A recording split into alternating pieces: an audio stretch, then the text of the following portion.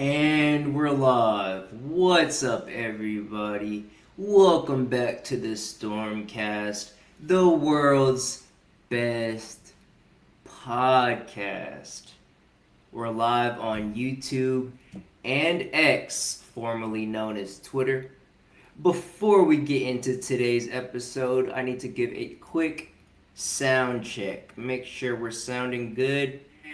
Yep, we sound good and we look good as always, and that's all that matters, all right? So, with that being said, let's jump right into it. Make sure you check out episode 62 of the Stormcast if you haven't already. Last episode, we talked about the Tate brothers being arrested again. And I have some mixed feelings on that on the Tate brothers because I used to look up to them. I used to follow their teachings and their guidance, and they came to me. Andrew Tate and Tristan Tate came in my life at a pivotal moment, at a moment when I was a young man, going through a lot, lost in this world, not really knowing where to go, not really fully understanding my masculinity and my purpose and what I was brought here to do. But I feel like they gave me a lot of, guidance and pointers as to how the world operates and, how you should behave as a man. Although they get a lot of criticism and back talk because of their views and their opinions, they speak the truth. And I remember first seeing Andrew Tate on a Aiden Ross stream, and but they've been in a lot of trouble since then. Haven't really been keeping up with them too much. I used to watch all the vlogs and the podcasts with Tate, and a lot has changed. They got a lot of quote unquote matrix attacks on them from different governments, and I don't really know where to stand. I'm gonna show my support. I hope everything works out for them, and I hope the crimes brought up against them are just alleged, and that they get free here soon, because it's never good being locked up. So if you haven't checked out the episode, we talked about the Tate brothers. We talked about how college graduates nowadays are pretty much jobless. I mean, 60 to 70% are without a job. And then you expect to graduate college and then be able to find a job right after, but that's not really the case. All right, it's not really the case these days. And we talked all about the pyramid, the secrets, and some secrets of the pyramid, right? And a lot more. So if you haven't checked out the episode, I recommend you go do so. With that being said, how's everybody been? I would say solid. I've been okay. Quick life update. I recently, I'm always getting reminded that life is short. Recently, I had one of my, I would say, best friends growing up in high school pass away a couple days ago. I don't know how. I still need to reach out to his family and, give my condolences. And, there's some speculation online that it was due to myocarditis, the side effect from COVID vaccine. All right, and if you know that the scamdemic, they influenced a lot of people to get the vaccine, which actually ended up killing a lot of people. And I think this is actually the case in my friend's situation. I don't know the full story, but he was a truck driver, young, I think 28, a year older than me. When I was first injured, he was one of the first people there at the hospital showing his support, and after we hung out all the time. He helped me get through a really tough time in my life. When I needed friends, I needed support the most, he was there for me. All right, and he actually when I got injured, my house wasn't handicap accessible, and I had an upstairs bathroom, and him and my friend Tyler Ensley, so Christopher McCarthy, my friend who passed, and Tyler and his family, they actually made my house accessible, right? They installed a handicap, stair lift in my house, and also They completely renovated my bathroom at the time that I was living at. Since then, I've moved a lot, but they without that bathroom being renovated, I wouldn't have been able to take showers and all that. So it just goes to show the things you do for people, you'll always be remembered for, right? How you make people feel, what you've done for people, the impact you left on this earth. And I'm a big proponent and believer that God, took him because he was ready, right? He had such a sweetheart, such a supportive soul, funny, cool, strong. We used to weightlift together, play football together. That's how we met originally. But super strong dude, squatting like 450, benching it like 300s, 400s type character. All right, so RIP to Chris. That one hurt a lot, and I'm still going through it. Still finding out how to deal with it, and every time someone close to you goes, it's unbelievable, especially when someone is so young, right? And it came out of the blue. So condolences to his family. I will be reaching out to them probably today, right after this. Actually, reaching out to them, and, just giving my condolences and whatnot. So yeah, life is short. Also, I recently saw the Odyssey, and I'm gonna be turning that into a full movie review for the YouTube channel on Stormy and Friends. So keep an eye out for that. All right, keep an eye out for that. That's gonna be a good movie review. I'm not gonna give too many spoilers, but the Odyssey was all right. That's all I'll say. A lot of expectations on that movie, but so yeah, I should be dropping that this Friday. Gonna look out for that. Hit those post notification bells if you haven't already yet on the YouTube channel to get notified when I do post that. And recently, I've been giving up on vices. All right,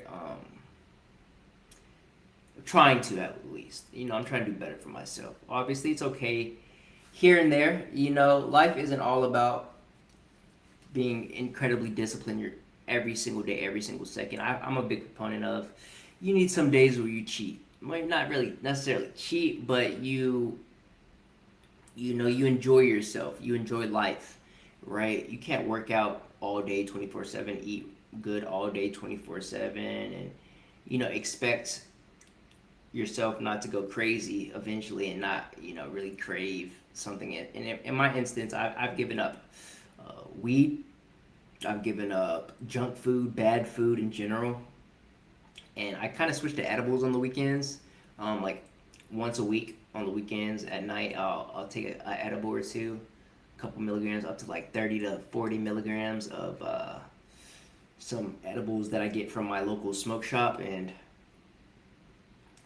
yeah, I've been doing that, but I think I'm gonna chill out on that too, because I feel like after my workouts aren't as strong, like if I'm just completely sober and I stay straight edge for a long time, I can feel like my gains, like I feel really strong.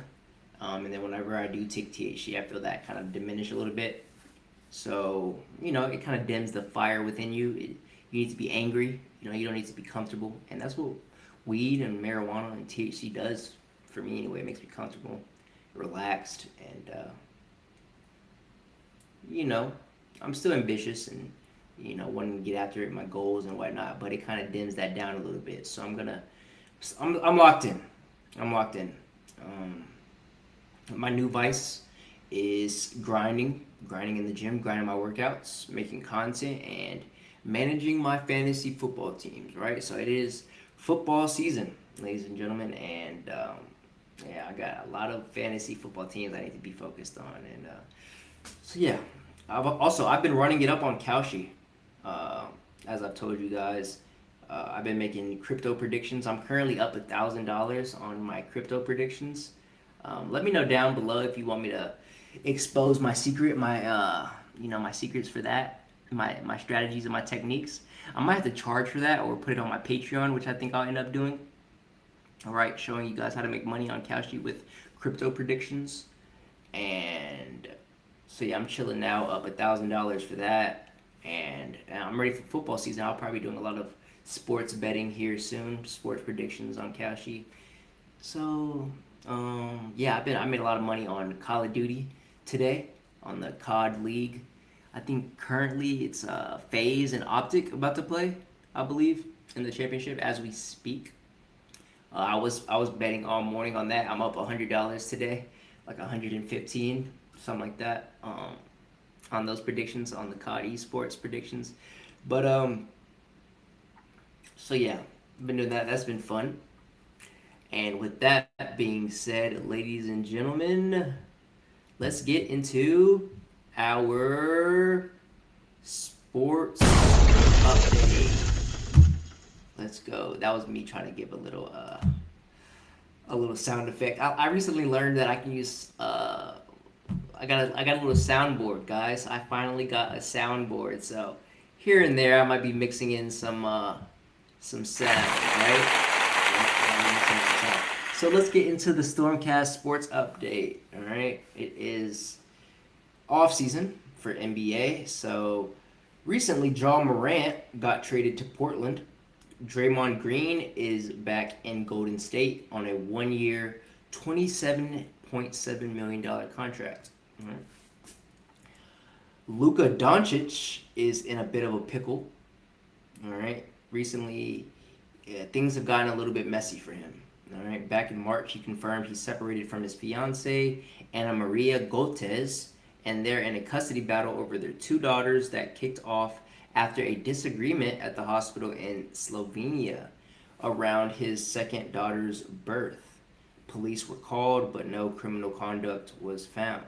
Since then, it's escalated. She filed for child support in California, then withdrew it, saying she wanted to resolve things amicably. And now, just this week, she's filed a new claim in Slovenia asking for $50 million total. $40 million for her and $10 million tied to the kids, while also trying to cut Luka's custody time down from 1 day a week to 2 days a week. He's actually been in Slovenia for a lot of this situation, skipping national team duty this summer to stay close to his daughters. Messy ongoing, no resolution in sight heading into the season. So, folks, just another example of why not to get women attached or married to women. Not to get them attached to your assets, especially if you got that much money. Like if I'm a famous athlete or if I'm a person of influence and I'm making multi-millions, yeah, a woman is never seen. None of that. They're not touching none of that. If I do ever get into a situation, a monogamous situation, which is ridiculous these days, you guys know my views on that. Then she's getting a fat prenup, right? She's getting a prenup. You're not getting anything once we eventually divorce, because we all know marriage causes divorce, right? I think the new statistic is like 60 to 70% of marriages are ending in divorce, something ridiculous like that. Really no hope for marriage. I don't see one, right? No point. And it's just another example for me. A woman gets involved, she wants to ruin you, right? He should be, training hard this off season, getting ready for the preseason, get ready for the upcoming season for his team. But instead, he's away in a different country having to deal with legal issues with a woman, right, over his kids. And it's just ridiculous at this point to, get involved in that way, get your assets tied to a woman. And vice versa, too. I mean, very rarely is a woman more successful than a man. But either way, get that prenup. All right. And I think even in some states, prenups don't even really necessarily mean too much. You can get like a reverse, and then they can get, even if you have a prenup, she can still end up taking your stuff. So, yeah, guys, in order to stay out of that confusion, that mix, all that junk, go ahead and just, have your fun with these women and keep it like that. She's not yours. It's just your turn. I'm sorry to tell you. So that's the NBA right now. Giannis is in Miami. LeBron in Philly for one last run. And Luka dealing with a very public, very expensive family situation while everybody gets ready for training camp. All right, so that's the NBA. Let's get into the UFC. All right. Now for a UFC update. Magomed Ankalaev got his bounce back win, which I predicted correctly last episode. I predicted that he would win by submission, and guess what? He won by submission. I believe it was submission. So, oh, and I won some money off of that. Yeah, last weekend. I don't think it was a Magomed fight. Either way, I won $80 last week on 2 fights for UFC. I've been on a roll lately, guys. My predictions are actually insane. But either way, Magomed, he took a short notice fight against Bogdan Guskov after his original opponent got hurt, and it wasn't pretty. Guskov barely engaged for four rounds, but Ankalaev finally closed it out with a 5th round TKO. Not the statement performance people necessarily wanted after losing his belt to Pereira, but a win's a win. All right, and he's staying in the light heavyweight title conversation for now. Now, the big one, we have UFC 330 set for August 15th in Philadelphia. The first time UFC's been in Philadelphia in over a decade, and it's a legit double title card, right? For the main event, we have Islam Makhachev defending the welterweight title against Ian Machado Gary. Makhachev is now on a 16-fight win streak, and more win ties, one more win, rather, ties him with Anderson Silva, one of my favorite fighters of all time. That would tie him with Anderson Silva for the longest win streak in UFC history. All right, so looking to make some history here. On the other hand, we have Gary, who's earned his shot with back-to-back wins over Carlos Prates and former champ Bilal Muhammad. And he's got the reach in kickboxing to make it interesting early, so that should be a good fight. The Vegas odds have Makhachev anywhere from -310 to -390, depending where you look, and that gap tells you the market. My prediction, folks, and I would listen closely because I've been spot on with all my UFC predictions lately. All right. My prediction on the Makhachev and Machado Gary, my read on that fight is that Makhachev submits him in round 4. All right. Makhachev's wrestling and pace are just on a different level, honestly.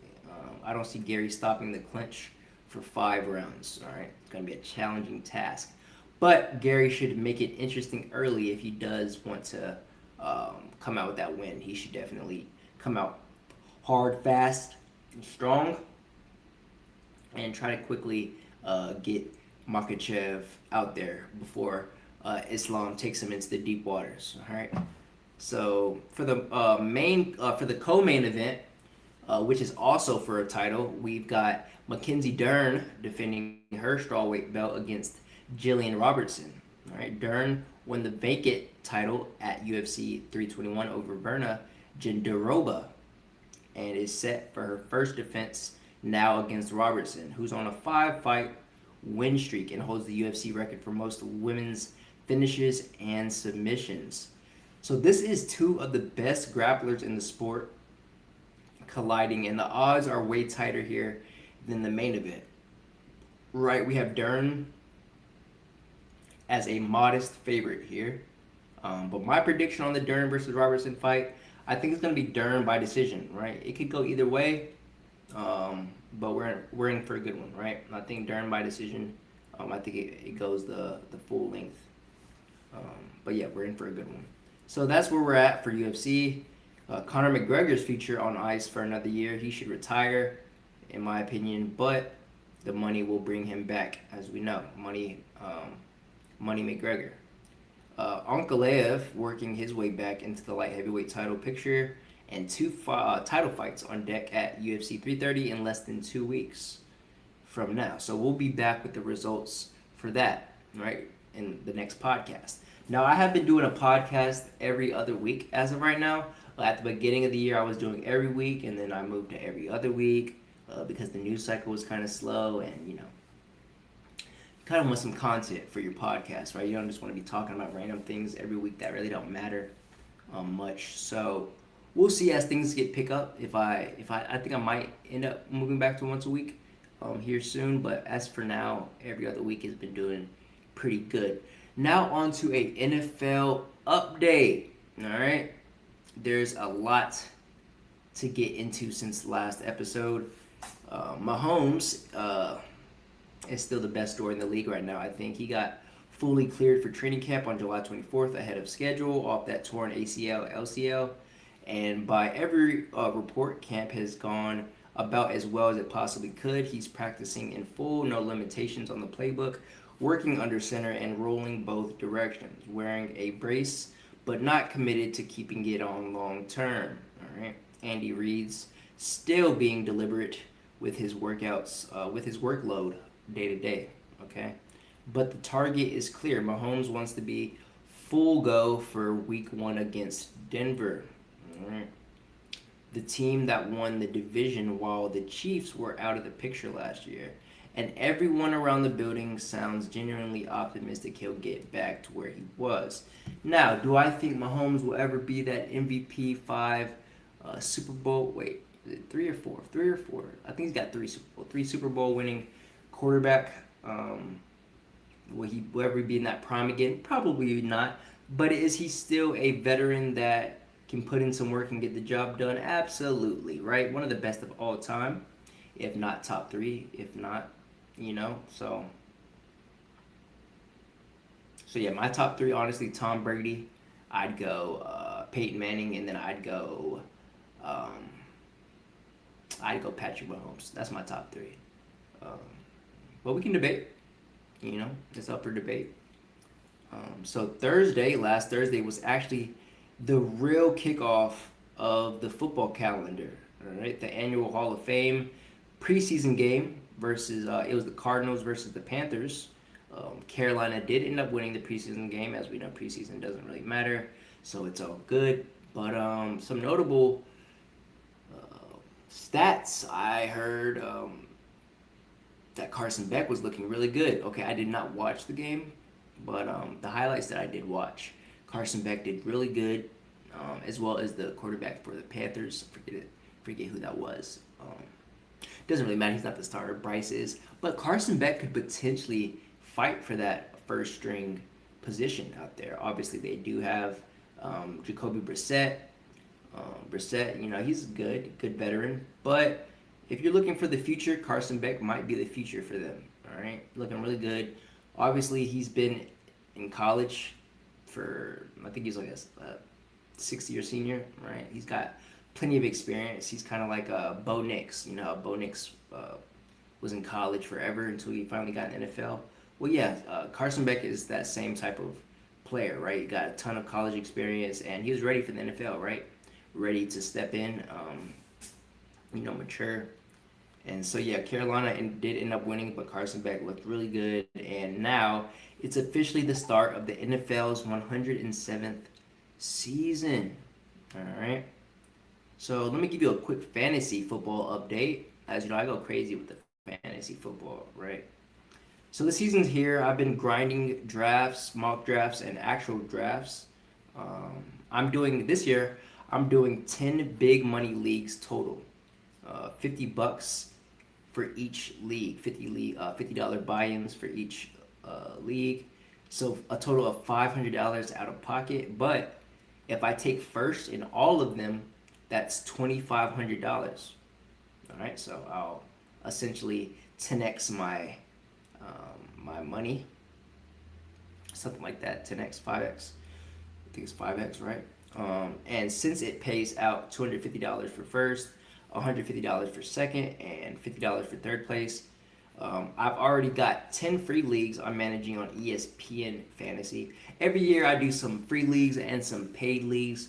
And the free leagues are there just kind of for practice, drafts, and then the Yahoos for the paid leagues. So I actually have 3 books done already for the paid money leagues. I have another draft tonight, my 4th draft tonight at 9. But for the 3 big money drafts I have done, I've got graded an A+ in all 3. So yeah, I'm doing good. I think I should also sell my fantasy football draft technique, I guess, because it's always on point, right? I usually do good in all my drafts. So yeah, I got another draft tonight. My fourth one tonight at 9. I'm going for first place in every single league though, no exceptions. All right. So y'all let me know, who are you taking first overall this year? Obviously, it's between Bijan and Jameer Gibbs, right? Bijan Robinson and Jameer Gibbs.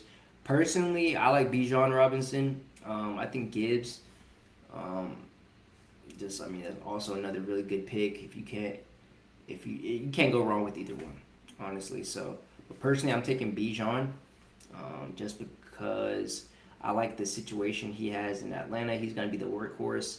I do think he's more.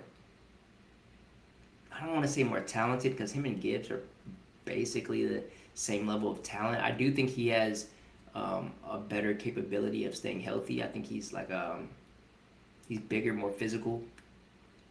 But Gibbs, he definitely has um, a big role to fill this year for the Lions, especially since David Montgomery has gone to the Texans. All right, so that backfield is going to be all his now out there in Detroit. A very explosive offense, one of the best stacked overall offenses in the league. And now they also have Isaiah Pacheco as his backup. But Gibbs should be getting a lot of those, first through third down role, plays, right? He should be in there.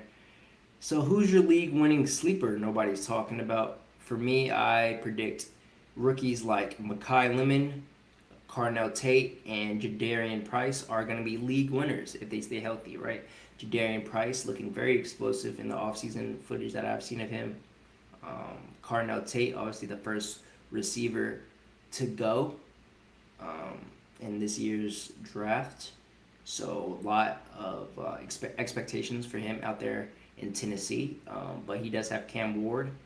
So Cam Ward and him should probably have a lot of good connections this year. And then Mekhi Lemon, I think he's going to be a sneaky slot option for Jalen Hurts in Philadelphia, right? With the exit of A.J. Brown, I think Mekhi Lemon should have a nice little role to play in that offense.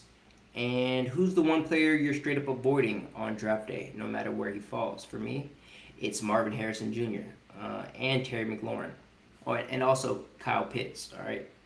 So Marvin Harrison, he has brick for hands. Honestly, I had him last year. Straight stressful to have him in the lineup. You never know if it's going to drop max 20, 25.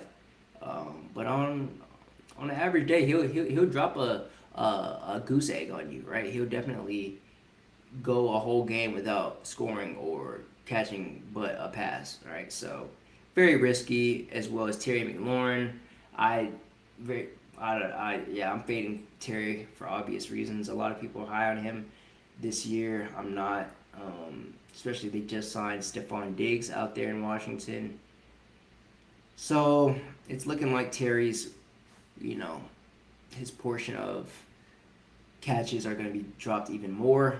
Right, his share of targets will be diminished even more with the arrival of Stephon Diggs, and then Kyle Pitts Jr., another player with brick for hands. Amazing talent, athletic, beyond belief. Same with Marvin Harrison Jr., but they can't get it done, right? Fantasy bust, right? You never know if they're gonna drop 0 or 45, right? So staying away from those guys. I'm avoiding them like the plague if possible. But y'all let me know. I want to hear who y'all think, who y'all are high on, and who y'all are fading this year for fantasy. And let me know if any of y'all want to start a fantasy football league, right? Because last year I did a fantasy football league with the boys. This year I hit them up and I was like, hey, who wants to run it back? A couple of them hit me back, but not everybody. I'll go in the group chat probably one more time and ask them, hey, season's getting here. I'm the league manager as well, so I need to, get everything started, get the draft scheduled and all that. So I'll ask them probably one more time, like, hey, who wants to get it rolling? And I've only had like three people in the chat respond on this year, so we'll see. But if anybody watching this wants to, hit me up, and maybe we start something up with the other 3 people that my other 3 homies that want to lock in this year. All of course, will be playing for money, right? $50 buy-ins on League Safe, so you know it's legit and safe. But keeping up with the NFL, did y'all hear about Aaron Donald's situation? Well, apparently he's been working out at the Rams facility since they traded for Myles Garrett back in June, and it's looking more and more like a comeback for him. All right, sneaky comeback from Aaron Donald? Question mark. He's already had an on-field workout with the team. Said which that officially logged as a tryout, and Sean McVay said this week things are, quote, going in the right direction. Word is that a decision could come any day now. Money is the one hang-up, however. The Rams would owe him something like $30 million this year, so they'd likely need to restructure the deal. But the expectation around the league is he's back before week 1, so that would be incredibly scary for the NFL, having Aaron Donald and Myles Garrett on the same defensive line. All right. I don't see it happening, although Aaron Donald is perhaps one of the best defensive linemen to ever do it. I think his time, however, is up. I mean, I think his peak is over, right? He's been retired for a couple years out of the game, although I've seen some workouts of him recently in the offseason, and he's still strong, you know. But I doubt he has that same explosive get out. I think he's already made like the Hall of Fame, if I'm not mistaken. He's definitely a Hall of Famer, though. But yeah, I think his time is over. There's been a lot of players like that where you think their time is over, however, and they surprise you. For instance, Tom Brady, right? Playing it well into his 40s. Joe Flacco, one of those players. Phillip Rivers last year came back and played for the Colts. So you never know in the NFL, right? You would think it's because it's so physical that it'd be hard to play at that age, but those generational players get it done and can do it. So yeah, week 1 is locked. Wednesday, September 9th, Seahawks host the Patriots at Lumen Field, a Super Bowl rematch of that 29-13 Seattle win back in February.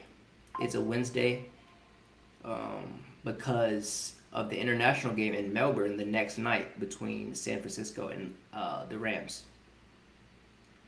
So that's the first Wednesday opener since 2012. That's where we stand. I'm 3 big money league fantasy football drafts in. Got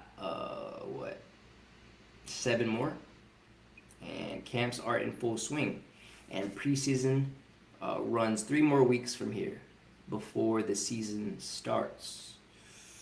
All right. So that is our StormCast sports update. Now let's get into the StormCast news report, shall we? All right. This is my this is gonna be my sound effect for that. Here we go. This is the StormCast news report. All right. So recently, Fauci, Dr. Fauci, the guy who told us to get the vaccine,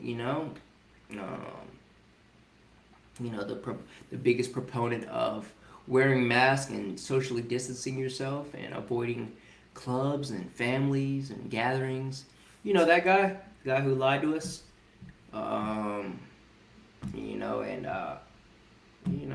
to toot my own horn, but I was one of the people saying, hey, COVID is a huge scam. That was back in 2020. I was like, hey, this is so lame. If you're healthy, this is not going to affect you, right? If you're young, this is not going to affect you. Everything that's happening right now, we are being controlled. None of this is necessary, right? Well, Dr. Fauci pled the 5th at a Senate hearing that he was at, right? So they asked him a bunch of questions. It wasn't a criminal trial. Let me see if I got it. So this isn't a criminal trial. It was a Senate hearing. It's actually a Senate hearing that turned into a legal showdown, though. So on July 29th, Dr. Fauci appeared before the Senate Homeland Security Committee chaired by Ron Paul, who's been investigating him over the origins of COVID and the Wuhan research funding. Fauci invoked his Fifth Amendment right against self-incrimination over 100 times, basically repeating the same line to every question, and accused Paul of having an, quote, obsession with putting him in prison. Here's the twist. Dr. Fauci already has a preemptive pardon from Biden. So Republicans argue he can't legally invoke the Fifth Amendment anymore since he can't be prosecuted. That's an unresolved legal question courts may have to settle, right? The contempt, or the committee rather, already voted to hold him in contempt of Congress. And Paul says he's referring it to the Justice Department for a possible prosecution. And if you ask me, lock this dude up, right? Lock this liar up. He made all type of money. You know, he became a celebrity during the COVID, right? He used this scamdemic as a maniacal plot to gain money and fame. So I don't like it at all. I got a bad taste in my mouth whenever I speak the words Dr. Fauci. And yeah, do whatever y'all can to get this dude locked up, or whatever y'all can do. All right, that's my opinion. But the whole fight traces back to Ron Paul's years-long investigation into whether Fauci and NIH funded risky research at the Wuhan lab that may have contributed to COVID's origins, and whether Fauci was straight with Congress about it. A lot of people don't trust him because of how the pandemic response was handled, the shifting guidance, the mask flip-flops, you know, the lab leak theory getting dismissed early on and later taken more seriously after. That distrust is part of why this hearing turned into such a spectacle. As for what's next, the Senate committee voted to hold him in contempt. And instead of sending it to the full Senate for a vote, which wouldn't pass, Ron Paul sent it straight to the Justice Department. Now it's up to federal prosecutors in D.C. to decide whether to actually charge him. If they do, they'd need a grand jury to indict him. Right? If they do. So no timeline on when that decision happens. The big unanswered legal questions is whether Fauci, who already has a pardon from Biden, can even use the Fifth Amendment anymore. Courts have never ruled on that before, so this could take a while to play out. Now that people are starting to realize the scamdemic was complete bullshit and everyone was lied to and falsely vaccinated or fired from their jobs if they chose not to vaccinate themselves or their family members or cover their face with masks, and many people lost their businesses and lost years of their life they would never get back, or when were unable to travel or communicate with loved ones. Y'all remember that? I remember that time. Anybody still remember that? All right. Is anybody angry about that? Because I kind of am a little bit, right? You know, good thing I was out of school at the time, right? Had already graduated, and I was actually out in Texas with my brother. We had a house. So that was kind of my pandemic situation. My pandemic situation actually wasn't that bad because I was chilling. You know, I had my own stuff going on. I was out of the mix. But if I was a, say, person with a job or a student that had to work, you know, I would have been highly pissed off, right? I would have been highly pissed off that I would have had to vaccinate myself. And as we know, there are a lot of side effects that have been arising with the COVID vaccine, right? They pretty much, you know, they're trying to kill you, right? You know, this is, I mean, we heard about it in the Epstein files with Bill Gates, how they, you know, they planned the pandemic a long time ago. Epstein, Bill Gates, a bunch of other people, right? They talked about COVID way before it happened. And, you know, Epstein's and Bill Gates' plan to reduce the population, right? And things of that nature. Very sketchy stuff, right? So, my dad actually just showed up at my house. Let me see if my garage is open. Another guest appearance from Pops. Shout out to Pops. Let me, yeah, he's about to come in here. Let me pause this. Remove this for now. And as my dad comes in, I'll talk to him for a little bit and see what's going on. Drop a W in the chat. All right? Drop a W in the chat to everyone. Oh, shout out to everyone in the chat. All right? If you made it to this point. But yeah. What's going on, Pops? Hey, how you doing? I'm currently live, but Okay. it's all good. Right. Welcome. Hey, Welcome. so can I enter Yeah, the yeah. dungeon? Yeah, come The on. room of doom? Come on to Stormcast. Shout out to Pops. Say what's up to the people. Hey, what's going on? Camera right now. You know what I'm saying? Yeah, I'm old school. W for Pops in the chat. You know what I'm saying? All right. Yeah. Brought him some. I put his name. Got some more. I put his name in the pot. Yes. I brought him some protein. Sunday dinner. You know, that's why it's always good to have family nearby. Always. Especially when you're a young bachelor who doesn't cook. That's- You get food. You know, food you don't have to cook. You know? We try to look out for him as often as possible. So now I don't have to cook tonight. I got a meal ready for you. Woo-wee. Woo. What's that? What's that? Chicken wings. Chicken? Oh, Yeah. man, look at that. Chicken wings. W plate. Yep. Hey, we eating good today, chat. Eating good in the neighborhood. You want me to put on the counter or in the fridge? Fridge. I got that movie review coming out this Friday, so be on the lookout for that. Okay. Should be out this Friday. Were you in this like the final stages of getting like edited and stuff like that? Editing, yeah. Did that guy send you the payment? Yeah, he did, Did he man. cash out you? He did. Alright, yeah, I be on him, so. Yep. Cool. I think I got like yesterday. Yeah. Cool. Also, Pup, you see that air pump right there? Yeah. I got a cord for it, but I don't know if I'm tripping. Me and the nurse tried to get that cord right there to go in there. I don't know if it's us, but it would not. I mean, it seems simple, right? You just plug the pump cord into the thing and then put it into the chair. We're trying to. Okay, what's this pump for? So that pump cord right there should go into that thing, right? Yeah, but you got both your ends are closed. You know what I mean? Yeah, you just open it. We tried to open it and close it. No.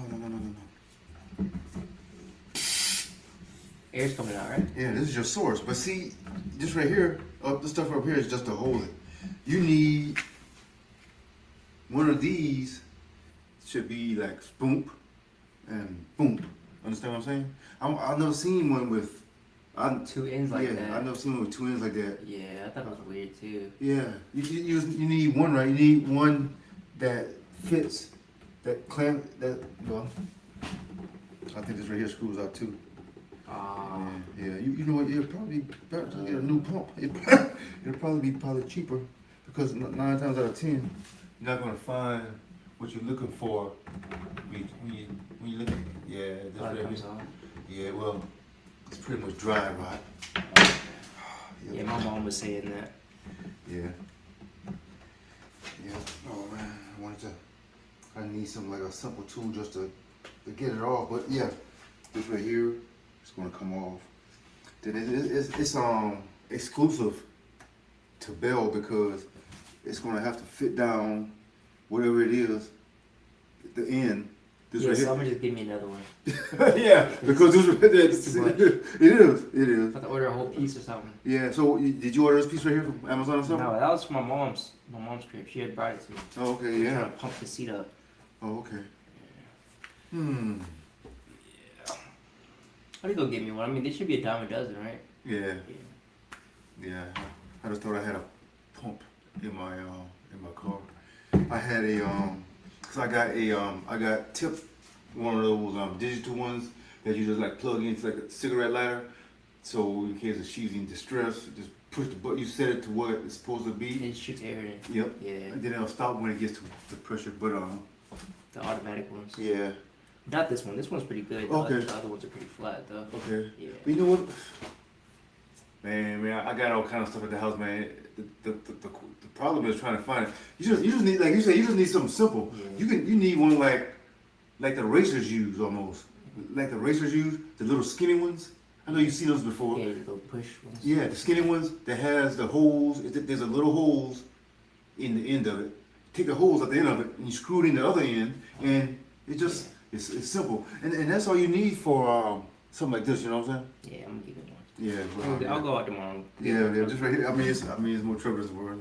Yeah, that's it. That's pretty much all I had questions for that. I mean, did you watch that preseason game? No, I mean I know it's a high scoring game. I was about to bet on it, but I don't have like any way to watch it, so I was like, no, that's risky. Right. But I mean, they had like on YouTube they have like Highlights. They have like highlight. Yeah, you can almost watch the whole game. They had like Play for play. Yeah. Carson Beck, I heard he's balling. Yeah. I mean, but he's like a 10th year senior, you know. Yeah. So Yeah. it's all good. He's kind of like Bo Nix was. Yeah. Exactly. Yeah. Exactly. Yeah. He got the snaps. Mm. He got the reps. Yeah. I mean, I was rooting for him the whole time last year. Mm-hmm. Yep. Yep. I guess he couldn't really get it done at Georgia, you know what I'm saying? So he said, okay, so I'll go elsewhere. I went to Miami. And he was he had to follow big footsteps. What's her boy name? The number one pick that Cam. Cam what's his name? Cam Ward. Cam Ward, yeah. Yeah. He couldn't get it done, but I mean he was playing Indiana and Mendoza, so that was tough. Yeah. Yeah. But here we go, Mendoza. I mean I don't think he's gonna start. No, they're not gonna start him. But It's all good. It's all good. It's all good. He's a prototypical NFL quarterback. Yeah, he is. I mean, who knows? I mean, you don't want to see anybody get hurt from him come in, but it'll be a point during the season. Yeah, I don't know. I mean, if Kirk Cousins is hot, man, let the guy play. Let it ride. Yeah, because he is a streaky quarterback. Mm-hmm. When he's hot, he's hot. When he's not, he's not. So, I mean, as long as he's healthy, man. But he's good. But he's good to have on the sideline. You know what I'm saying? Mm-hmm. So like when you in the red zone, you come to the sideline. You know, you got Kirk Cousins. Damn, he's like, damn, boy, I'm glad it ain't me. no, but here's what you need to do. Here's what you need to do, man. So veteran wisdom. Yeah. Yep. I mean, but NFL's crazy. I mean, those quarterbacks can play well into their 40s. You know. Yeah. Remember, what's his face came back last year? Phillip Rivers. Yeah. Oh yeah. Tom Brady's played forever. Yeah. Joe Flacco. Yep. You know. Flacco, you know what? Flacco will probably be on somebody's team as a backup this year. I don't know where he's at. Yeah. I haven't. Yeah. He'll go somewhere when somebody gets hurt and he'll yeah. You know, he might be home right now, but I guarantee you, before the end of the year. Wait on that call. I haven't eaten too much ice cream. I know. Kind of him. Kind of good Flacco. Yeah. Flacco. Yeah. So it should be exciting. It'll be a good season. Yeah. 3 weeks left preseason, and then we get right into it. Yeah. I got 3 drafts out the way so far. Another one tonight. Okay. Oh, for your team? Yeah, $50 buy-ins. Okay. If I get first, I get $250. Second, $150. Third, get my money back. So. Okay. So I have $5 in the pot. If I do good though, I get $2,500 on the season. So. Oh, wow. I'm a professional sports gambler. You got you have to be an analyst. You think analysts have a advantage in gambling? They should. Yeah. Like if you know players and if you know players, you know stats, you know teams, injury reports. And the Dolphins can't beat the Raiders on the third Sunday in March. You know what I'm saying? Yeah. you know crazy stuff like that, right? Random statistics. Yeah. Yeah, that's crazy. Yeah, but so it's like that, man. So the more broader base you got, man, Yeah. Insider trading. Yep. But you heard about Chris? Chris who? McCarthy? No. Chris, he passed. Remember Chris? He helped us with the bathroom with the dreads. He's the one who helped renovate the bathroom. Let me see if I got a picture. The big dude? The football team. The brother? Yeah. Remember him right here? Chris? Yeah, dreads, but chop. Yeah. This was at the beach, not the beach. That little. Yeah. Place. Okay. Yeah. Remember Chop? We call him Chop. Yeah. Yeah. R.I.P. Chop. I don't know what happened. People were his parents. His dad actually reached out to me. His dad's. I'm sorry. Say again. Because I posted him like R.I.P. or whatever, and his dad commented on the picture, Because you remember he helped with the house. Exactly. With your bathroom, and I had a picture of that too. I wish I could find it. I probably could. I had to dig for it. Remember when he took the picture with he helped old boy's dad? Yeah, I got it. Okay. Yeah, you probably got that picture too, yeah. Chop. Oh man. Oh wow, man. Cause he was your age too, wasn't he? Yeah, he was a year older than me. Went to the Shrine Bowl. Here they had in the bathroom, remember? Okay, yeah. Oh man. Yeah. What bad? Oh man.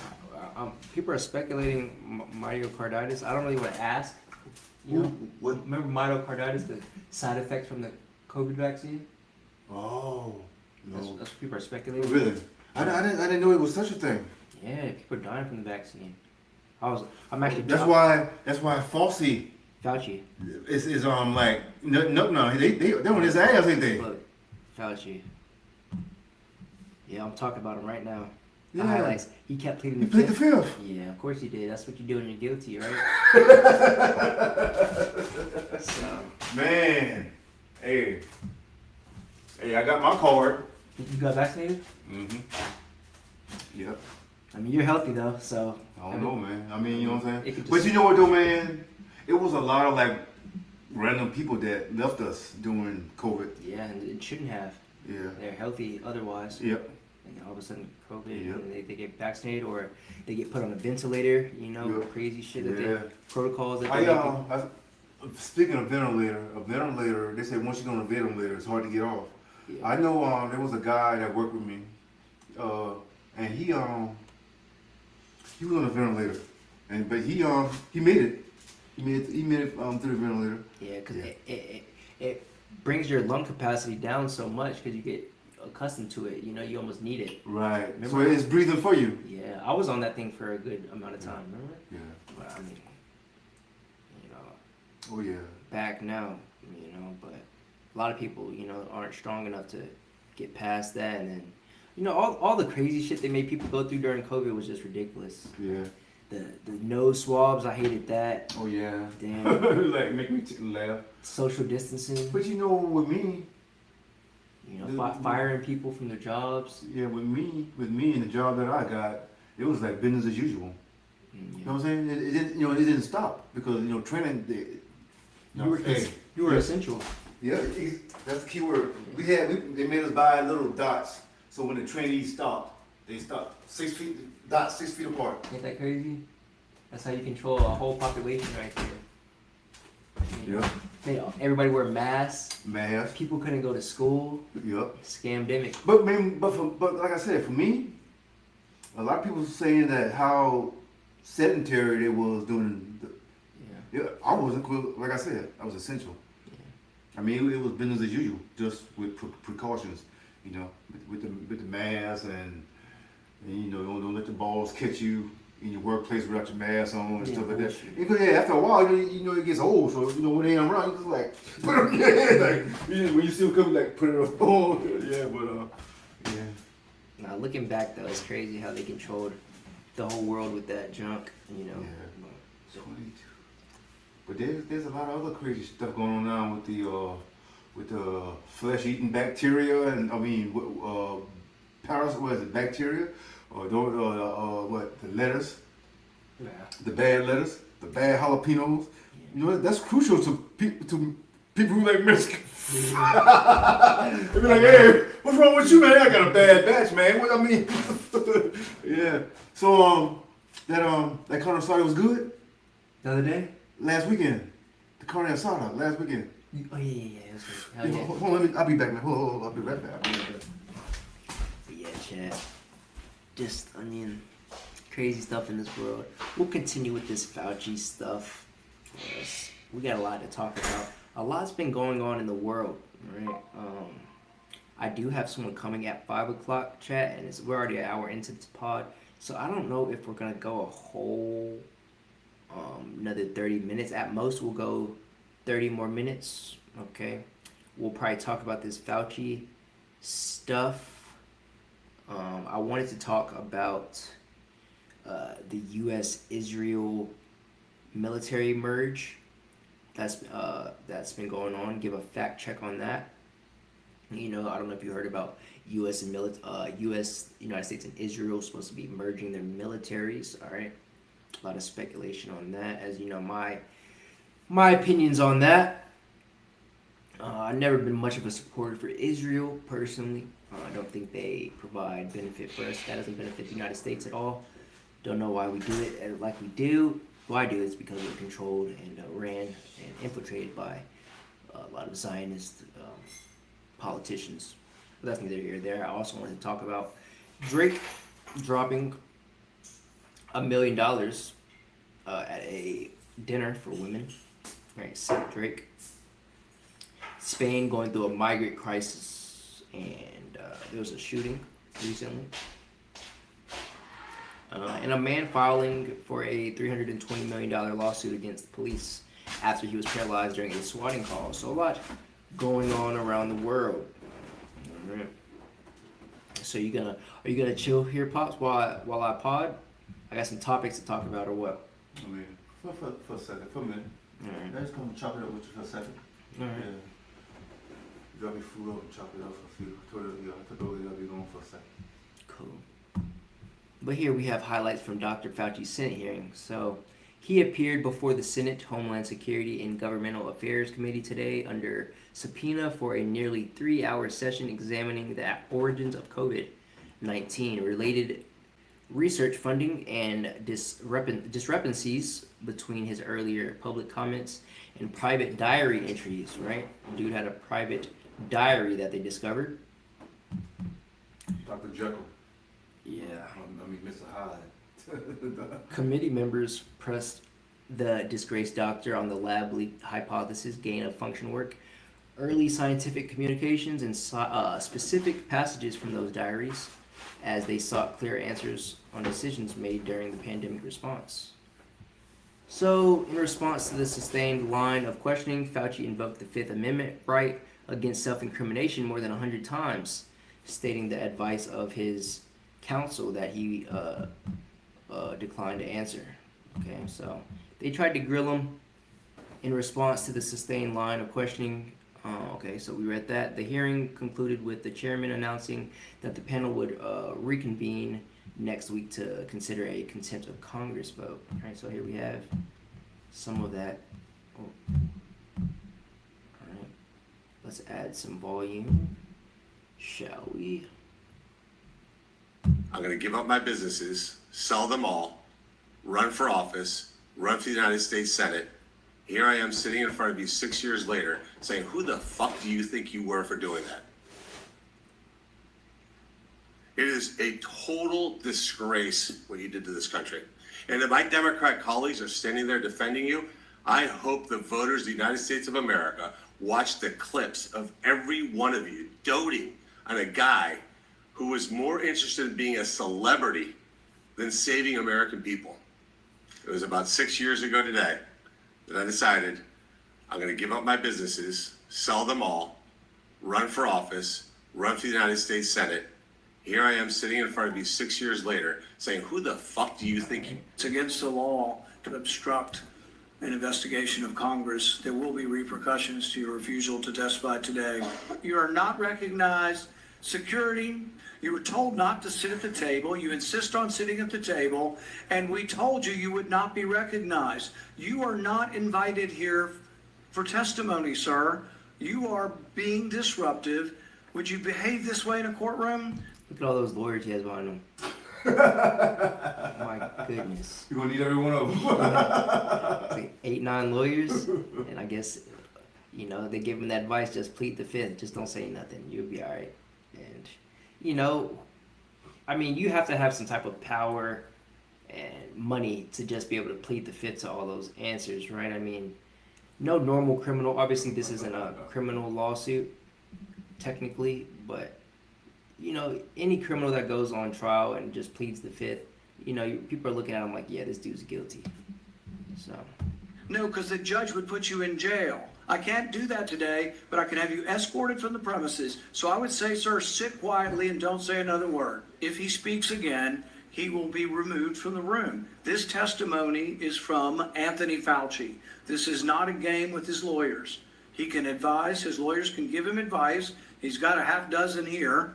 They're all allowed to talk to him, yes. All right? But the attorneys are not recognized. In fact, the attorney was told not to sit at the table, and he's not obeying that recommendation. There's a row behind you, sir. It's against the law to obstruct. So that guy basically just saying what I said. And he's not obeying that recommendation. There's a row behind you, sir. That's where you were told to sit, and you're not.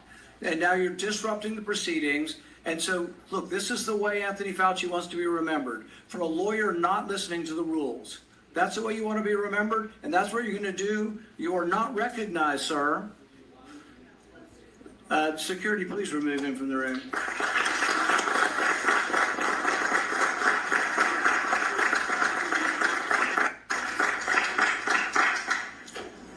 And not playing no games with him. But I think I know why you're doing it. It's because you don't want to answer questions. It's because you did all kinds of terrible things. It's because during the pandemic you got rich, didn't you? You got rich while people were dying, hundreds of thousands of Americans, over 1 million in the end, and you were getting rich. And not only were you doing that, you were using federal employees with taxpayer money to apply for and solicit cash prizes for you personally. Cash prizes totaling over $1 million. You did all of that during the pandemic, didn't you? That's a question. On the advice of counsel, I respectfully decline to answer based upon my rights under the Fifth Amendment to the Constitution. But I think I know why you're doing it. It's because you don't want to answer questions. It's because you did all kinds of terrible things. It's because during the pandemic you got rich. So there's no evidence. There's no evidence that ivermectin is helpful. On that exact same day, and I've got Yeah, I remember when Joe Rogan was telling people to take ivermectin, the horse dewormer for COVID. For real? Well, For what? To get high off? well, to protect them from COVID. Apparently, ivermectin worked, Really? and Fauci was telling people to not take it. got the studies right here. There was a website that was tracking random controlled studies. Here they are, showing 60, 70% efficacy of ivermectin. The same day you say there's no evidence, there was all kinds of evidence. Loved ones had to go to hospitals, had to sue hospitals. Just, would you try it? So I would want to know, to what extent were you involved in sabotaging hydroxychloroquine, ivermectin, and did you do that because you knew the only way you get emergency use authorization for these drugs, these experimental gene therapy, was if there was no effective treatment? On the advice of counsel, I respectfully decline to answer based upon my rights under the Fifth Amendment. So there's no. What an easy get out. Wow. I'm going And to you killed millions of people. I and, couldn't, man. I couldn't even go. like live with yourself after that, right? Yeah. give you one more opportunity to Especially go to sleep. Yeah, like greed. What they say about greed is like money is the root of all evil. comply with the law, limited to the period of your pardon at any point between January 1st, 2014 and January 19th, 2025. Did you destroy any federal record or tell anyone else to? Under the advice of counsel, I respectfully decline to answer based upon my rights under the Fifth Amendment to the Constitution. Given that you have a unlimited presidential pardon, what is your specific objection that you are making? On the advice of counsel, I respectfully decline to answer based upon my rights under the Fifth Amendment to the Constitution. My question was limited to All right, so we get the point. Fauci declined to answer all questions. You right. Couldn't really, even the basic questions that they did ask him, he pleaded the fifth. Smart on him, to not incriminate himself, but it raises some red flags. Obviously, he's guilty, in my opinion. Y'all let me know what y'all think. This person in the comments says, okay, so we let him plead the fifth while killing millions, and I go to jail over a damn marijuana cigarette. And I'll be a smoker. This person says, Fauci is undoubtedly guilty, but so are all of the people in this room. Okay. This person says, ivermectin cured my COVID in 1 to 2 days. F Fauci, thank God I stood strong and didn't take the poison. All right. Wow. I took the poison. Yeah, a lot of people took the poison. A lot of people had to take the poison, Yeah. or else they'd have been fired from their jobs, which is And then, and as of late, right, those soldiers, those military members that were dismissed because they refused to take the vaccine, they just recently trying to get those people to come back. I'm talking about these people like getting, I think they like offering them all kind of crazy bonuses to come back. Those people that just got out that refused to take the vaccine. yeah, So that's what's going on. that's absolutely insane. Where we at? So here's Fauci's diary, proving he lied to the world about COVID-19. We have more on this. Dr. Fauci's personal diary was seized from government servers by the Department of Health and Human Services in late July. After an 8-month search, officials uncovered more than over 1,000 pages exposing Fauci's biggest lies. All right. Lie number 1, the Wuhan lab leak theory. He says in his diary entry, "I no longer believe that the market was the origin of the outbreak. It now appears that the lab leak is likely a scenario." And then he made a public statement in May of that same year, or of the next year actually, of 2021, saying there is no credible evidence to suggest that COVID-19 originated from a lab in Wuhan. So he's clearly making, real observations in his diary and then going in front of the public and lying to everyone. For what reason? Well, obviously this was a staged event, they wanted to vaccinate people, sell a bunch of vaccines. Not only does the vaccine company makes a bunch of money, but With the mask companies. the mask companies, Yeah. the hospitals. And that's funny. It's number 2, right? Mask for the public. But hey, some people have to wear 2 masks. You know what I'm saying? So yeah. In this diary entry in February 28, 2020, he says masks are not really effective in preventing infection of the public. And that was one of the things people kind of were speculating back then. Like, how can this mask actually stop, the disease? Like this little flimsy little thing. But, they had people wearing it. In the public statement in 2020, he says, everyone should be wearing masks. Masks are an important tool in our public health arsenal. Now, imagine all the little kids that had to wear masks, and how that affected them, how that traumatized them. So the next one is he made a diary entry in February of 2020 saying the case fatality rate, CFR, more like 0.2 to 0.3% rather than 2%. And then he came in front of the public in March 3rd of 2020 and said the mortality rate is likely around 2%. So clearly lying to the public again. Next one is the school closures. And he made a diary entry August 10th, 2020 stating, keeping children out of school is a mistake. The negative impact is enormous.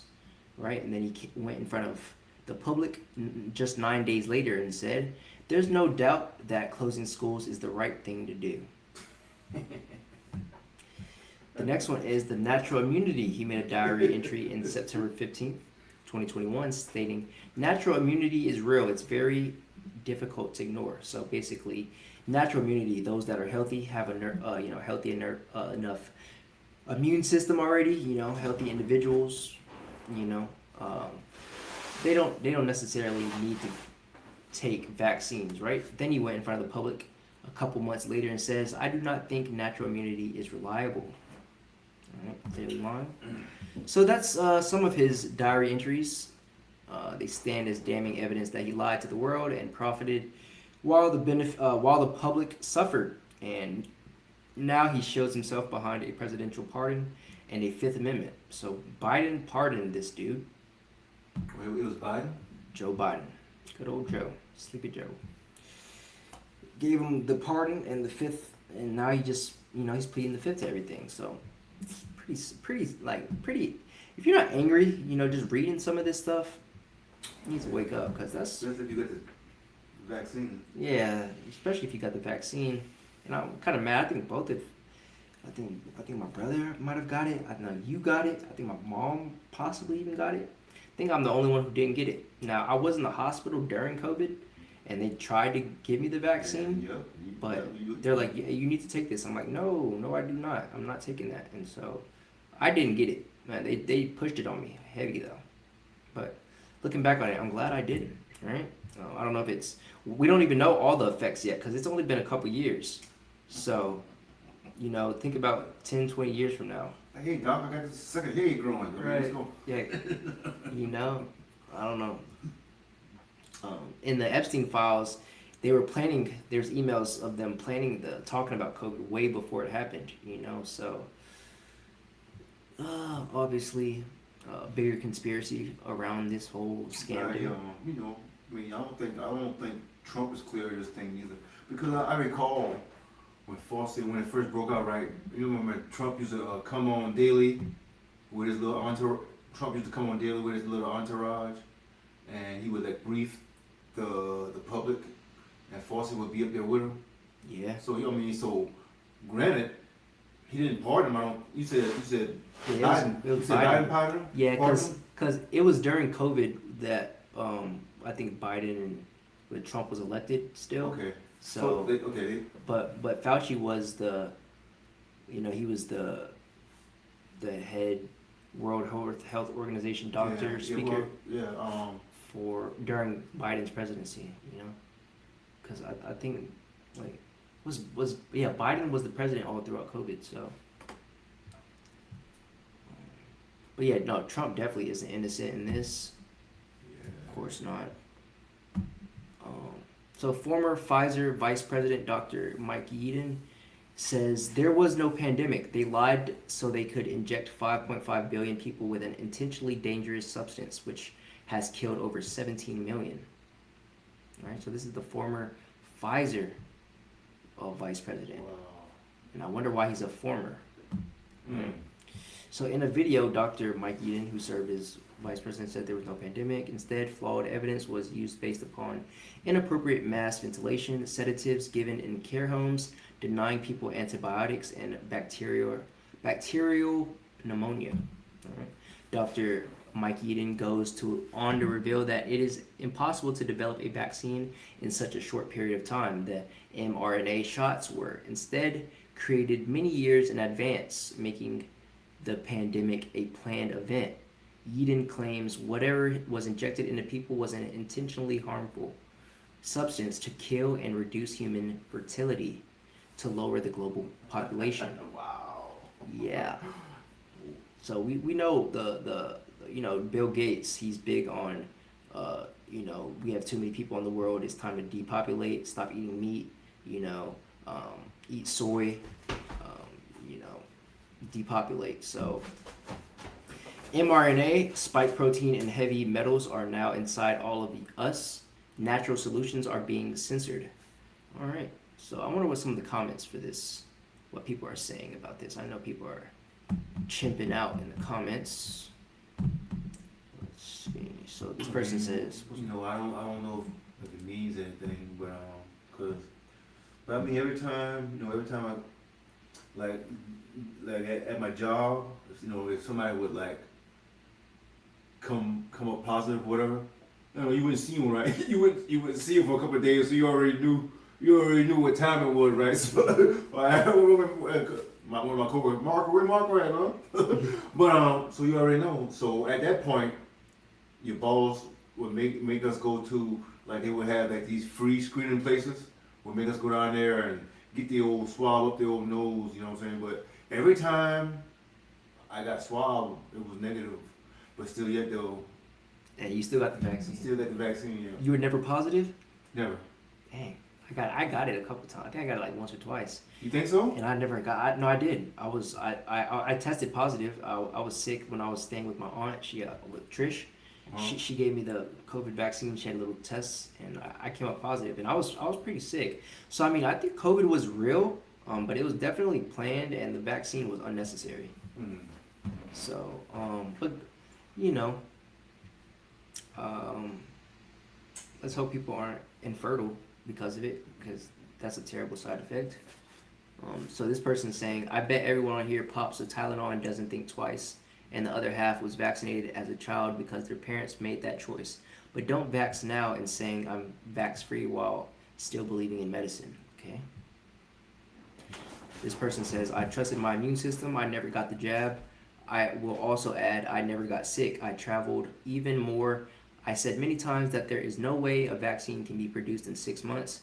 It was planned. All of it was planned. Stop brainwashing. Wait, what? South brainwashing and so much fear. It's a shame that people cannot think for themselves. Yeah.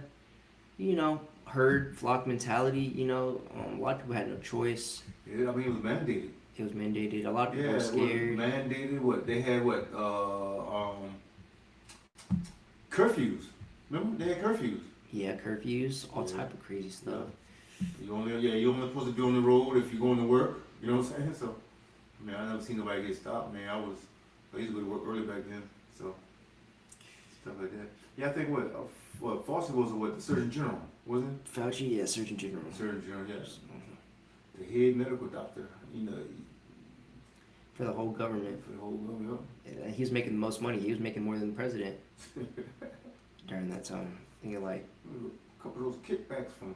a couple million a year just to go on TV and spread the lies, spread the propaganda. But this ain't gonna be our last one. This ain't the first, and this ain't gonna be the last. So keep your eyes open, people. You know. And with that being said, we'll move on to Drake. All right, Drake drops $1 million at a Strong Woman, Stronger Drinks dinner rather. Quick facts for context: this is the 3rd annual event held at Casa Llama in Toronto. 10 women got $50,000 each. 6 more got $1,000 each, plus Birkin bags and luxury cars, G-wagons and BMWs. I'm moving to Toronto. I know. Oh, hey, I want a Birkin. Gotta be a woman, pops. Hey, I'm willing to change. I know, right? Oh man, it sounds so good. Too easy, right? Yeah. Total giveaways topped $1 million. There's also been some pushback online, people asking why he doesn't direct that money toward women's shelters or people with real financial need instead of handpicked already successful guests. I believe this is just a big annual party for women, for his concubine, you know, and also a tax write-off. All right, so I'm not gonna play this music because it is copyrighted. Let me see. Yeah, I'm gonna get copyrighted. So with that being said, but here is some of it. So here's some of the cars when Drake gives you a brand new car. POV, Drake throws a dinner celebrating women, and this is waiting out front. Now Drake is just ruining it for everyone, right? At this point, like, now a normal dude is expected to do this for women. Unboxing my welcome gift at Drake's dinner celebrating women. All right. I'm gonna give you an analogy for that. That's like going to the pond and feeding the fish before and then somebody's coming behind you to fish, right? It's like throwing steak in the pool in the lake and then expecting the fish to grab your fish bait, right? Your worms, right? They don't want worms no more. They want the steak, you know. So these women, the fish, you know, are fed and hungry now. So imagine them going back to their normal lives, you know, to the normal dude, you know, the normal guy. You're now expected to be on this level, right? To be able to provide this much, or, you know, now they will always have some type of, you know, climax of what a man will be able to provide for them. But no one is ever going to be able to provide this type of things for women. The normal average man, anyway, is not going to be able to do this, right? So the average man out there is getting priced out, clearly. And if your girl was at this party, GG's. So this person says big tax write-off. This guy says, bro, think he Hugh Hefner. This guy said, get this man a cape. He's a super trick. But guess what?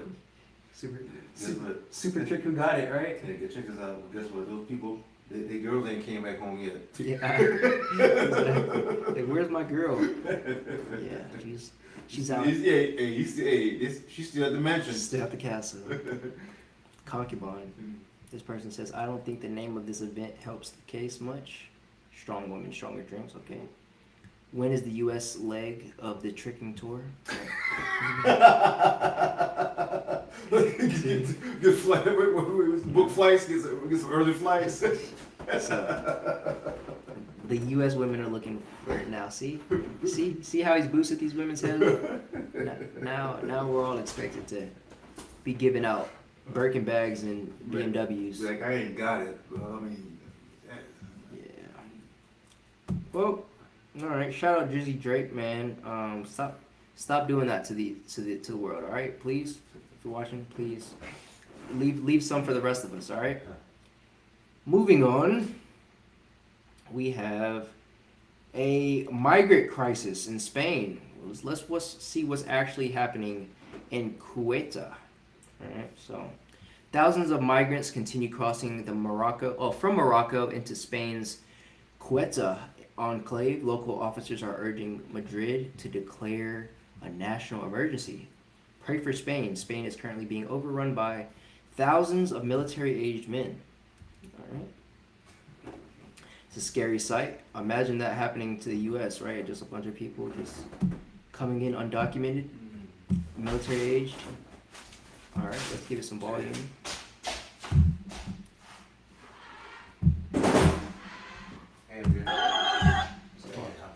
Pop smoke? I mean, cut you off. Hey, is your 5 o'clock coming in? Yeah, she'll be here soon. Okay, so check this out. I'm getting ready to pop smoke, man. All right. It was good to drop Yeah, Stormy's neighborhood. exactly. Everybody shout out Pops, W Pops in the chat. Shout out to Pops joining the StormCast today's episode, guest appearance. See, that's why you watch. You never know who's gonna give us a special appearance. You never know who comes through the neighborhood, right? Exactly. Hey, we still trying to find Mr. Rogers. Yeah. All right, man. Hey, I'll holler at you, bro. All right. I'll talk to you during the week. All right. Okay, have a good day. If you need me, just holler at me. All right. See you. All right, y'all. W Pops in the chat. We got more. We're gonna keep it going. W episode so far. If you've been liking the episode, go ahead and drop a like. All right, because we got a lot more to get into. I'll probably give about two or three more topics from here, because at 5 o'clock I got some plans. I got some things to do. All right, so let's continue on with the Spain migrant crisis. All right, so starting late July 2026, somewhere between 50,000 and 80,000 migrants crossed from Morocco to Spain's small territory on the North African coast in just a few days, swimming using inflatables or pushing through the border fence. Ceuta's whole population is only about 84,000, so it was completely overwhelmed in this migrant situation, and at least 57 to 72 people died trying to cross. Spain says trafficking networks and misinformation caused the surge. Others, including Ceuta's own top official, think Morocco deliberately let it happen over diplomatic tension with Spain. Most migrants have since been sent back to Morocco. Separate from all of this, Spain also disapproved legal status for up to 500,000 undocumented migrants already living there. All right. So let's give it some volume.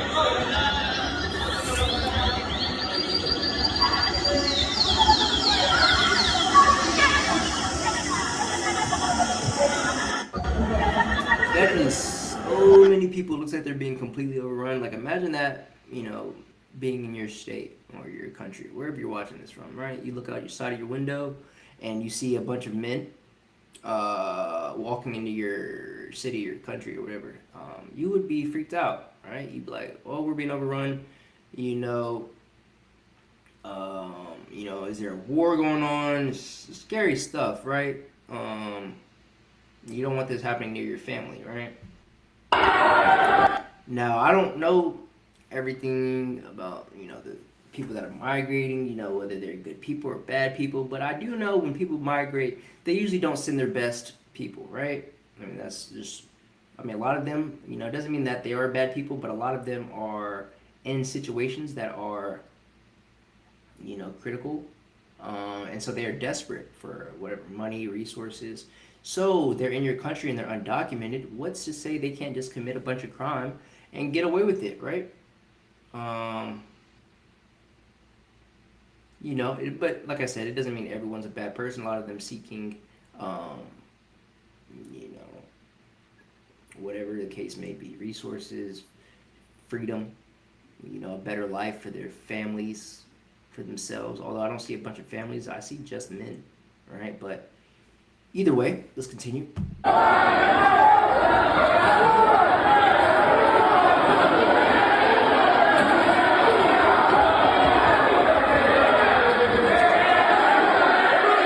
Okay, so this, like I said, crime can start. It looked like this guy punched this guy that was running in the head for whatever reason. I don't know if this guy from the country, but it looks like this guy may have been stealing something or running off with someone's stuff or whatever. So very scary situation.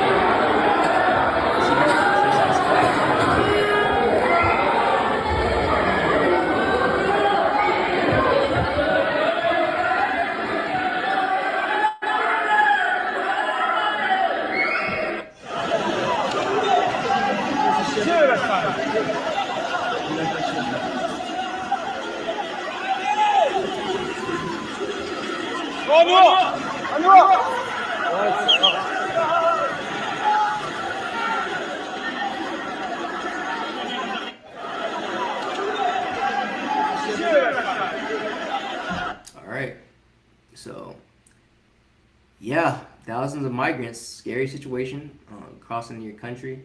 This person says, correction, Moroccan men immigrate to a Moroccan city that is colonized by Spain. There you go. Okay, they colonized the Americas centuries ago. Is it karma? Okay. A lot of people, on defense of the migrants, it looks like.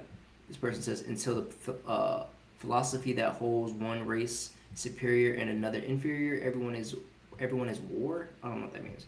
This person says, Spain took this land from Moroccans and now they are taking it back. Okay, so there's a little bit of political back and forth going on in the comments. Perhaps these people feel like they own rights, or this land was promised to them 7,000 years ago, right? Bro, they were visiting their land. That's not Spain. One question, where the F are they going or staying? All right. So yeah, there's that situation. Critical situation in Spain. We'll let that play out over the next couple of days, and I will be back covering that soon when I get more information. All right, and I am getting a call. Hello. Mark. How you doing? Hello. So Mark, I'm gonna be like I'll be down there by 5:15, 5:20. I had a Zoom meeting. We had a Zoom meeting today, and I couldn't drive while I was looking at the Zoom meeting. So all right. Yes. All right. So I'll be a few minutes. I'm about to go and pick her right now. So she's like 15 minutes away from your house. All right. All right. Okay. All right. All right. So that's all right. So crazy situation. That's the caregiver case manager for the caregiving company that I have. It's always something with caregivers or nurses. Apparently, as of recently, a lot of them have been having car problems. Women in their cars. They can't keep a car going for too long, right? But you expect them to come to work and take care of you. As someone in my situation, you depend on caregivers and nurses and whatnot. And I've been doing pretty good. But as of recently, this company, all of the nurses, and I will say a lot of these nurses are pretty ratchet. Young black chicks, kind of hood, having car problems. Pretty typical, stereotypical. And this new caregiver chick, I think she's like 23 years old. She doesn't even have a car. So the company, the owner of the company, is driving his employee to my house. That's who that was just now. So, yeah, it's always something, folks. At this point, I just like, all right, you hear me? I'm just like, all right, there's no point of even asking questions. Just let it play out, because what can you do, right? And honestly, it works out because I'm on a podcast right now, and that means I get 15 extra minutes to spit this content to y'all. So, it is what it is. Everything works out in its own way eventually. So let's get back to this. Y'all let me know what y'all think about this Spain migrant crisis situation, and we'll be back covering that when more comes out about that. Moving on, we have a shooting, another shooting in America, another mass shooting. What do you know? This is the Twin Falls, Idaho In-N-Out shooting, and what we know.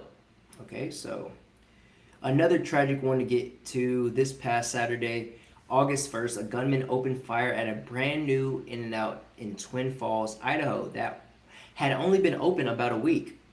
3 people were killed and 7 others injured before the shooter turned the gun on himself. Police identified him as 24-year-old Chad Williams, and they believe he acted alone. His motives still under investigation. What's actually so what actually stood out, right, in the coverage is that an armed bystander and an off-duty state trooper who happened to be there returned fire at him and are being credited with driving the shooter away and likely saving more lives. Crazy situation out in Idaho. So this shooter, Chad Williams, 24 years old, opened fire on August 1st, killing 3, injuring 7, dying by suicide. All right, so let's see what we have here. All right, so we have some social media posts from the shooter on it's either X or Truth Social. So the post is him retweeting. Oh, it's Facebook actually. Okay, so he's reposting a post of someone posting a pro-God, pro-life, pro-gun, pro-American. All right, so this guy's definitely, I guess, a MAGA supporter. All right. He also reposted Donald Trump, or he commented under Donald Trump tweet that says, if other countries are allowed to use tariffs against us and we're not allowed to counter them quickly and rimbly with tariffs against them, our country doesn't have even a small chance of economic survival. And Chad Williams, the shooter, commented under that, stating, President Trump has a point. Our nation has suffered because of slow responses to China's economic insurgency and covert infiltration. How many American homes and acres of American land do they own? Is China your landlord? This is just since 2009. So yeah, China does own a lot of land, which is, really suspicious, considering our relationship with them is volatile and they could spy on us, being so far into the United States. That is one thing, valid point. But, it appears like this guy's a radical, what do you call it, right-leaning person. We call them radical leftists on the left, or we call radical right, far-right extremist. All right, so yeah, he's that. He's got strong political views, and why he decided to shoot a In-N-Out up in America is beyond me, though. That is what is baffling me. He commented he retweeted a Alex Jones post where Alex Jones states, England is one of the most oppressive countries in the world. No wonder George Orwell predicted in his masterpiece 1984 that the UK would become the ultimate dystopia known as Airstrip 1. All right. So this guy, following all the right speakers, right? Alex Jones, pretty conspiratorial, but he has some points every now and then. But he's Alex Jones, right? Bit of a lunatic at times, crazy at times, right? Conspiratorial at times, you could say. But he throws bits of truth in there at times. You just got to figure out what to take from Alex Jones, right? And then this Chad Williams also tweeted, or X posted on X under a post that says criminals don't use registered weapons if they plan to commit a crime, and they did register. If they did register, they would simply remove the serial number. You're a retard. And then Chad Williams, the shooter, responded underneath, many crimes have been solved because of the traceable firearm. Obviously, many haven't. This is a reason other than it's only for disarming populations, as you stated. Is it a good reason to surveil the general population? Not particularly. And another infringement. Okay. And then he retweeted an Elon Musk X post, which I don't really understand this post. I don't really know what that means. Maybe one of y'all can explain to me what this. Oh, QAnon maybe, or CNN. I don't know. Non-friend. Okay, so definitely strong political views this guy had, but he's no longer here. Apparently, he shot himself. Apparently, right? That's what the news is reporting to us. So that is what we're gonna go with for now, right? This person in the comment says, and in other news, water is wet, gravity is real, and the earth is round. Back to you at the news desk. All right. So crazy times we're living in. We have more on this though. So multiple people are dead, including gunmen, after man opens fire on In-N-Out burger in Idaho, officials say. All right. So let's see. We just read all the details. Let's see. So here's some footage. All right. So I did peek a little bit of this footage, right? This isn't my first time seeing some of these clips. So we have some drivers that were actually witnessing the shooting from their car and recording it here. Let's play it. Oh, dude, they fucking shooting up. Hell yeah. What the fuck? That nigga got an AK. Hell yeah, he does. Hell yeah, he does. All right, so these guys got a good vantage point of the shooting actually happening. As you saw, we just saw the shooter. Let's see. You see him here, right here. Look at this fucking wacky motherfucker. He got a fucking serious fucking gun. Oh, now he's getting a motherfucking. Oh, You got another gun. oh, You got something bigger. we're getting the fuck out of here. You better get out of here. Hey! Stop doing it! Stop doing it! Stop shooting. Shooting into a Tesla person's car. All right. Looks like at a Tesla, like a electric EV power-up station or whatever you call it. Breaking news in Twin Falls, Idaho tonight. Multiple people are dead and a number of others hurt after a shooting at an In-N-Out restaurant. Good evening. Thanks for joining us. I'm Liz Nagy. And I'm Jory Rand. This is Eyewitness News at 6 on ABC7, Disney Plus, and everywhere you stream. Oh, dude, they fucking shooting up. Hell yeah. All right, you heard that. You heard them. They got some country. I didn't know they sounded like that in Idaho. They got big country out there in Idaho. He was like, yeah, you got a big ass gun. Yeah, you do. Goddamn, motherfucker. Tonight, police in Idaho say the shooter is dead, but have yet to release many details tonight. Eyewitness News reporter Tim Pulliam is live in the newsroom following the very latest. Tim, what have we learned so far from the scene? Liz, Jory, this was extremely terrifying for the people at the scene. Police in Idaho say the shooter is now dead. Now, a witness captured video of a person pointing a gun. We don't know if this is the gunman or someone trying to help take down the shooter. The attack happened around 4 p.m. local time, just outside the In-N-Out burger in Twin Falls. Now, the shooting sent people scrambling from the parking lot. We know several people have been treated for injuries during the chaos, but it's not clear how many people were shot or killed by the gunfire. Police confirmed the suspect is dead and the threat is now over. The FBI is assisting the police with the investigation. Authorities are working to find out what motivated this shooting. Tonight, police in Idaho say the shooter is dead, but have yet to release many details tonight. Eyewitness News reporter Tim Pulliam is live in the newsroom following the very latest. Tim, what have we learned so far from the scene? Liz, Jory, this... All right, so we just saw that. We'll continue on. That is all of our coverage for the Twin Falls, Idaho In-N-Out shooting and what we know about it. All right, so those are the facts. Y'all let me know, what y'all thoughts are about this. Just another senseless shooting, I don't know if it's meant to serve some type of political position for the right or the left or whatever, there's a lot of false flag staged events that are used by the government to sway political opinion, and you know, whether it be for gun reform or you know, whatever else, right? The list goes on. But this person says, I support the right to bear arms, and no, every shooter isn't mentally ill, but I think they should have mental illness screenings in order to have one, plus check-ins and questions, right? So, yeah, I mean, do they not have mental screenings when you buy a gun? I mean, I know you have to be 18 at least. I think you have to pass like a background check, correct? I mean, you can't be a felon or anything like a parole or nothing crazy. So, but yeah, mental health screenings would make sense for people to buy guns. But I mean, it's still not, you know, people decide to go crazy, they're going to go crazy, right? And there's nothing you can do about it. And I really don't think like controlling guns is the right way to go about this.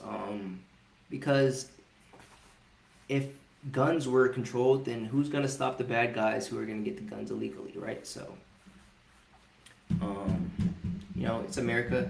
We've had the right to bear arms since, you know, the Constitution was written over 250 years ago at least, right? So, either way, that's that for that situation. Let's move on to a man filing $320 million lawsuit against police after he was paralyzed during a swatting call. Did y'all hear about this? In April 2026, 24-year-old Axel Melendez of the Tucson area warned Pima County authorities that online hackers had threatened to swat him after comprising his accounts. 2 days later, a hoax call reporting a shooting at his home prompted deputies to force entry. When Melendez grabbed his mother's legally registered firearm, believing intruders were breaking in, officers shot him, leaving him paralyzed from the chest down with a spinal cord injury. My God, his attorneys have filed a notice of claim seeking hundreds of millions in damages, arguing that deputies ignored clear prior warnings and red flags that the emergency was fake. So he got swatted, like, you know, how people call, you know, these, you know, fake swats, like on streamers or whatever, you know, during the stream to you know, to stream snipe and mess up their stream. So that's what happened to this guy, but it actually turned deadly, right? He went to go get a gun and was shot, and now he has a spinal cord injury. You know, I wouldn't wish a spinal cord injury on anyone, you know, knowing the amount of work and life-changing that it causes, you know, the amount of the way it completely changes the trajectory of a man's life. And, you know, whether it be, you know, bowel, bladder complications, now you need a caregiver for the rest of your life. Now you're no longer independent. You lose the ability to be free, active, and you know, as social as you want. You know, living with a spinal cord injury now going on 11 years, I can tell you that this has not been an easy journey by any circumstances. It took me a long time to be able to learn how to take care of myself, how to be independent, how to navigate with this injury. You know, I'm a quad. I'm not completely independent. I can't even use my hands to grab things, right? So I need other people to help me with basic needs and things, dressing, transferring, getting my food prepped, you know, helping me change whenever I need to for whatever reason, helping me with everything in life, right? And so now this guy, you know, he's now in my situation, and I don't know how severe it is. It looks pretty severe though. It looks like it's a higher injury. It doesn't look like it's a lower injury where his fingers, you could tell that it's probably a higher injury. It's probably quad for sure. And yeah, $320 million is a fair lawsuit, I would say. You know, give me all of my money. I need all of that. So let's continue on and give it some volume. And this is gonna be our last one for today, folks. So I'm not gonna get to the Israel-U.S. The military combining of the U.S.-Israel military merging. I'll probably get to that in the next episode, so stay tuned for that if I do get to it. But I mean, it's really not that serious. Basically, folks, a lot of people were telling me before I get onto this, before we finish up this last topic, we'll talk about the Israel military merge. So basically, a lot of people were saying to me that, and you probably seen it floating around as well, that the U.S. and Israel were merging their militaries. It's been all over the internet, the posts, the past few weeks, right? So let's actually break it down a little bit and give the real story. So here's the deal. There's no formal merger of the U.S. and Israel militaries, no joint command, no integrated troops, none of that. What's actually happening is there's a provision in the 2027 Defense Policy Bill, the NDAA, Section 219, that would deepen tech cooperation between the two countries. We're talking AI, cybersecurity, biotech, data sharing, joint weapons development. It would set up an executive agent to oversee all that cooperation. It already passed the House, but the Senate hasn't touched on it yet. Netanyahu has actually been out front pushing this, talking about moving Israel, quote, from aid to partnership, meaning instead of the U.S. just handing over money, both countries co-invest in technology and split what comes out of it. And that's where the merger language got picked up and ran with online. So through multiple fact checkers, and PolyFact included, have rated the merging militaries' claim false. It's tech cooperation, not troops under one flag, worth knowing the difference between before you repeat it as a fact, all right? So either way, guys, we're controlled by Israel, right? That's already been a thing for I don't know how long now, for a while. And, we've already been basically combined, merged with the U.S. and with the Israel military. We've used all their tech. We sell them our tech, and they sell us theirs, and we donate millions to them each year. From every country, that is. From every state. So, yeah, it doesn't really change a thing, folks. I guess people are just waking up to it. But, that's basically, that's what it is. So, let's continue on with the man who was paralyzed during the swatting call, shall we? 4-year-old's life has changed forever. His attorney and a retired FBI agent saying this was all preventable. Axel is a video gamer.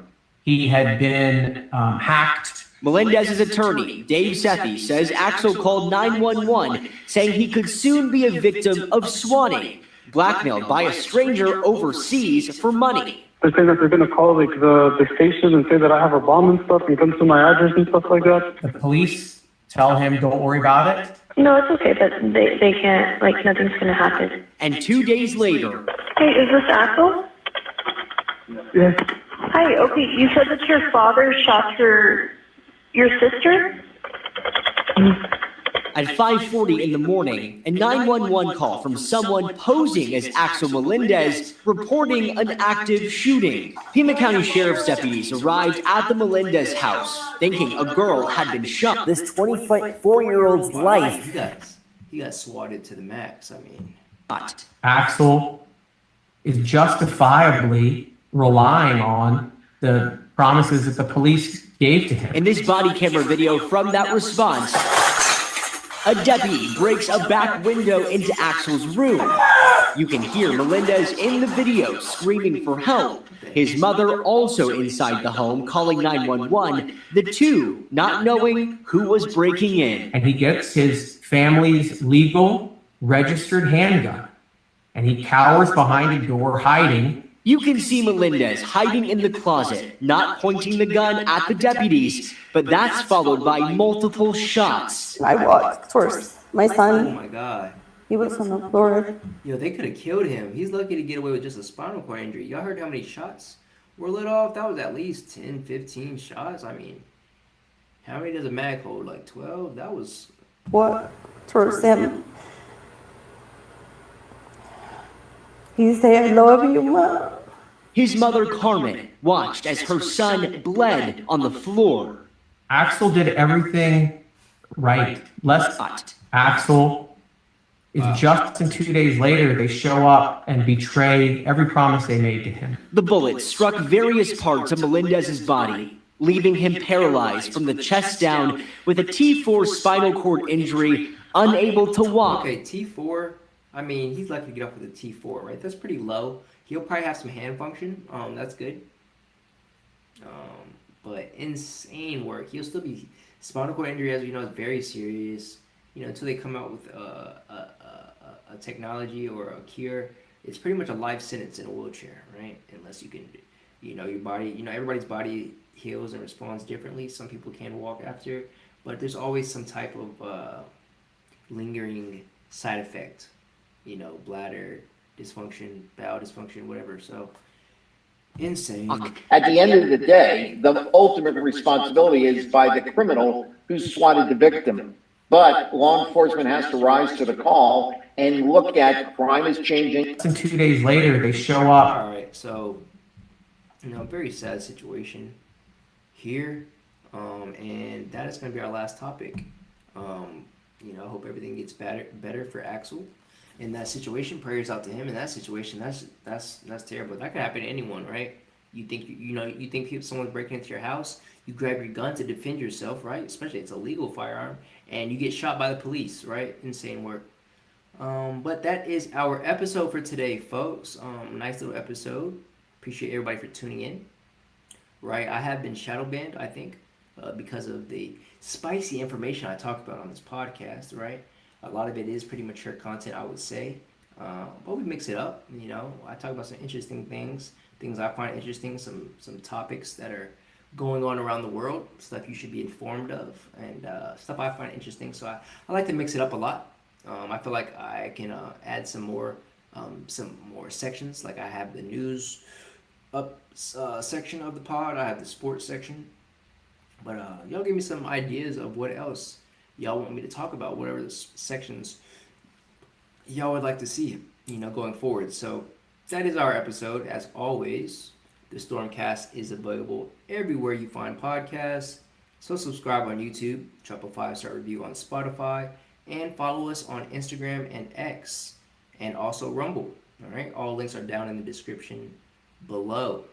All right, and don't forget to support the show on Patreon. Link in the description, which is $4.99 a month. You join a community of like-minded individuals where we all, can converse. It's a community in which we can talk about,